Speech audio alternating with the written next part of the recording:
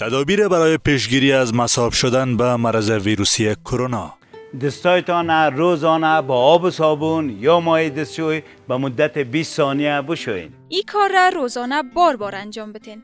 از تماس نزدیک با کسانی که علائم زکام یا ریزش دارن خودداری کنین. از قول دادن، روی ماچی و بغل کشی خودداری کنین. هنگام عطسه و سرفه دهن و بینی خود با دستمال، چادر یا قسمت بالایی آستین بپوشانید. میوه ها و سبزیجات مثل کینو، لیمو، کیوی، نارنج و مرچ سبز تازه بخورین تا مقاومت بدنتان بلند برود. این میوه ها و سبزیجات ویتامین C دارند.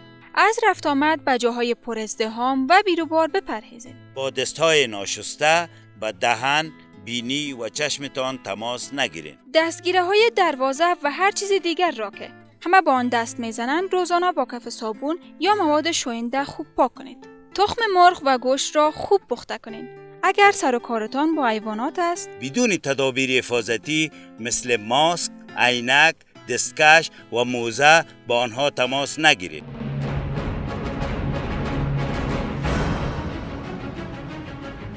اویلا تیجی صدرنگ زندگی. با سامانه ما ابونه شدن رو فراموش نسازید.